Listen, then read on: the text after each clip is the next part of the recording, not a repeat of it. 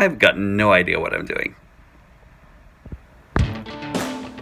Hey everybody, this is Diecast Norbs. Welcome to my review show. My day doesn't know what it wants to do today or anything like that. First I'm actually getting no light whatsoever, and now I'm getting a light, and so I'm just like, might as well use the time to actually review something else. So right now I'm going to bring you Siege War for Cybertron Impactor. Let's see how this review goes and see if I actually get like enough light because yeah, it's review time. And welcome to my show. Siege War for Cybertron Impactor. I really like this. Like it can actually be, and I don't want to say hit or miss or anything like that. I'll tell you one thing that I don't like about him is these legs. They're so hollow. Look at that. Damn, look at how hollow those things are. Like, he's sturdy enough. Like, and I really like that he is sturdy. And just to give you like another point of contention and everything like that, like he's hollow in here. That's due to transformation, which I can actually forgive. I kind of wish that they actually had like a couple of other little panels here and there and everything like that to fill him up. But he actually feels robust, you know, and that's actually great. Like, we'll take a look at that again. Like, I don't know why they would actually make that that waist panel. They could have actually filled that up. There's no reason why they couldn't have filled that up. But Hasbro, guys, look at this. But he actually looks kind of cool. I'm going to give you a close-up on his face. He actually has a decent-looking face. I would have liked to see this actually being done without like muddling that mouth of his there, because in the way that they actually like painted the mouth and everything like that, it almost looks like KO quality or something, you know. And I don't know, but like aside from that, he's actually really cool, you know. He actually has articulation on the arms. He can actually go around 360. He actually has like articulation on the neck. He actually has a bulge. It feels like a ball joint in there because he can actually tilt his head, but the back of his head, just much like Springer, they didn't like cut like a divot right in there or anything like that, so he can actually look up. But if you actually release his back a little bit, he can actually look up due to that transformation joint, so that's nice. Let's see. He actually has, I talked about his arm rotation. He can actually go in and out on this joint, on this hinge right over here also, which is nice. That hinge by the bicep, he actually has a bend by his elbow. He goes in and out due to transformation.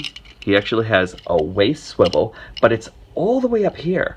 And I think that's actually really interesting because like I'm actually thinking of the way the human body actually turns, and it usually uses like say this area and this area all together and everything like that. But in a way I almost feel like that actually looks kind of natural. Do you get what I'm saying here? Like that's actually really kind of interesting. It's actually really cool. I don't think there's anything that's actually been done like that, and that's actually just for the transformation into his other mode, you know. And we'll actually show that off in just like a little while. He actually kicks up, he moves back this far. He actually has a semi ratchet like right over by his hip joint. He actually has like a slightly less than 90 degree. I would actually say like it's about like 89 or something like that, and it stops.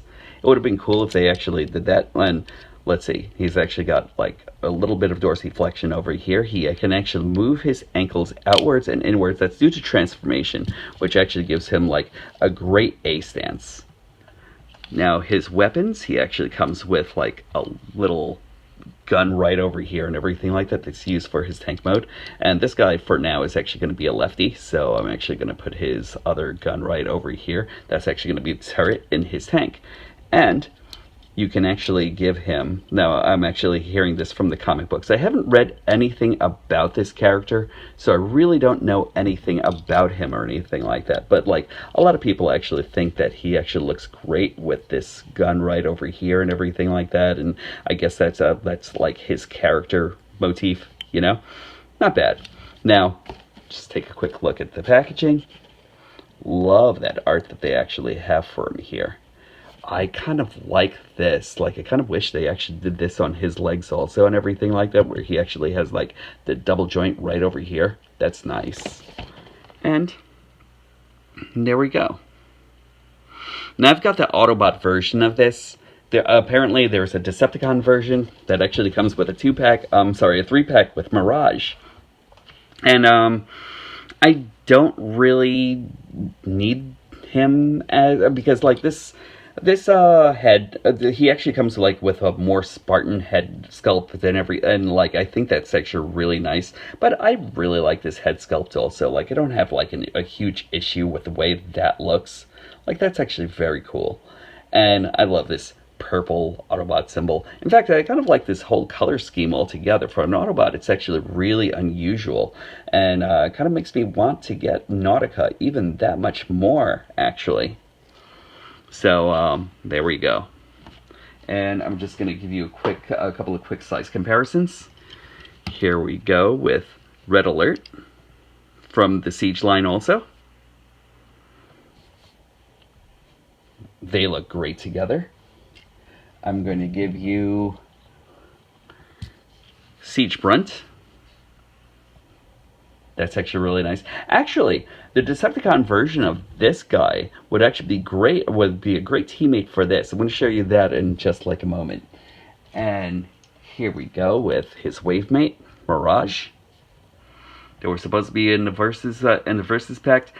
I'm glad that I actually got the Autobot version of this and everything like that, because I'd rather have them be teammates rather than enemies. Let's see, I'm gonna bring him in with a classic Starscream. I guess everybody actually, like most people who actually are into collecting this, has a version of this or all versions of this of the style of Seeker. So there we go. And I'm also going to bring him in here with Legends Wolverine.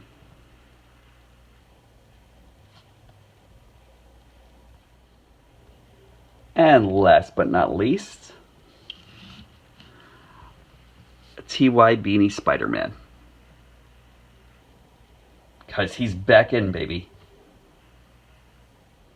Now, remember when I said that this figure altogether would actually be great, would be the best with a Siege Brunt? I love the fact that their colors are actually so in tune with each other. So Brunt is actually a weaponizer, and that means that you can actually take him apart and use him for upgrades for any other Siege character. So you're not breaking him, you're actually just kind of like taking him apart, and then you're recombining him. So there was a reason, and I actually saw something online a while back where you could actually take like you can actually take this guy and kind of like max him out with like weaponry and everything like that. So you can actually say like take the front of his chest and then put Brunt's like top side like right in there, like he actually has some kind of like chest mounted like cannon. I wish it actually locked in a lot more, but just that alone is actually very cool. Oops, sorry about that, guys and girls. So just that alone is actually very cool. There was like a way to lock that in a little bit more, and I'm still trying to find out exactly where it is, and I don't want to snap the toy or anything like that, but like look at that, that's actually very cool. I like that. And now you can actually take like all the other things that you actually had as like Brunt's weaponized form, and you can actually use this for like, say, I don't know, jetpacks and all this other jazz. Of course, you can actually like take his legs and like form a longer like a longer rocket launcher, or like a longer like cannon or something, like a rail cannon. You can actually put that on the top of his shoulder right over here and say, you know, just like go nuts with this whole thing. Like I really like the fact that Siege actually like kind of like lends itself to like actually like installing so much imagination when it actually comes down to everything here. It's almost kind of like you're actually playing with Lego or something, you know? It's really, really awesome. So, there we go. I'm just gonna take this other claw and say, I don't know, let's put it over here for like some extra punch action.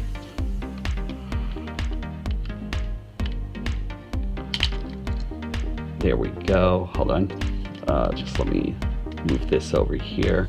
I guess you could actually use this as like an extra shield or something, or, you know, since I didn't have like any other extra spaces, but I'm just gonna put this right over here. And then with his guns, you can actually do that, or give him a scope. Had it right the first time. There we go. And there we are. And you can actually just like have him fashioned in any single which way and everything like that, and he still looks cool. I really love the way that looks. That's actually very, very cool. So it gives him like a little bit more functionality and everything, you know, and I really dig it. Kind of wish this locked in a little bit better over here though, you know? That's my only gripe about it, but like aside from that, that's actually like a lot of fun. You know, that's a lot of fun. Like, I really like that. Transforming Siege War for Cybertron Impactor is actually very interesting. And it's actually simple and yet intuitive at the same time. So we're actually going to start off by removing his weapons. So it is very interesting, to say the least. I really like what they actually did with him, because just look at that. That's actually really nice. Really solid. You know, again, all the things that were actually in robot mode that I thought were like were pretty horrible and everything like that, as far as like filling him in, he actually gets everything in tank mode. Like, he actually has like little wheels on the bottom, and that's okay. You know, like it doesn't really. Oh, there it goes. Those are the rollers that are actually underneath his treads, and he doesn't really roll as much as you'd like him to or anything like that, but he's actually cool. And he actually has like a swinging turret. You can look this way, you can actually go this way. It gives you a whole 360, so that's not bad, you know. Also, your turret can actually move up. And this little pistol right over here, you can pretty much put that just about anywhere you'd actually like. You can actually put that over here. You know, I prefer it being over there myself and everything like that. I guess it actually makes him look a little bit more menacing to me. But there we go. A couple of size comparisons. I'm going to bring him in with Red Alert. They look cool. I'm going to bring him in with your classic Seeker. One thing I have to say about Siege Impactor is the fact that he actually kind of like fits in with like so many categories of Transformers. It's really nice to actually see it. Like, I saw it in like another review. I really agree. I can't remember exactly whose review that I saw that in. It could have actually been Vault Matrix or something. But like his, I think like that assertion that he actually does fit in with like everybody. Actually, it does really work. I think he actually fits it. He can actually fit in with like all of your wreckers if you actually have them and everything like. So that's nice. Here it goes with his Wavemate. There we go with. Oops, sorry about that. Forgot one thing. There we go. There goes with Mirage. And that looks cool together. And the one character I think he actually matches the most with is Brunt here. Like, I really think that the fact that they're actually both kind of like Cybertronic tanks actually really makes them like fit well together and everything like that. So as far as being a sorry, didn't know what I was doing there. So as far as being a cohesive team and everything like that, I think that they would actually be like amazing. Kind of wish Brunt was an Autobot, you know, but Brunt is actually is another character that actually belongs to like another set, but you actually kind of like have to get him separately. I think he actually fits in with the Trypticon set, if not mistaken. But like, Really, like these characters just look like they were actually just like ready for wrecking everything. Like that's nice. And there we go. Just to give you like a little comparison over here for anybody who actually collects Marvel Legends. There he goes next to Wolverine. And here he is next to a TY Beanie Baby Spider-Man. So just to like give you like a good well-rounded like look as to what he actually looks like, to the size comparisons between like both of those guys, like that's actually cool. So there we go.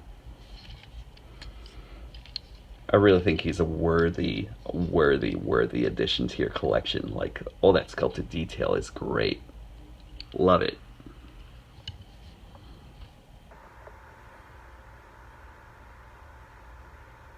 My light still doesn't know what it wants to do, but I'm glad it was here so I can actually show you Impactor.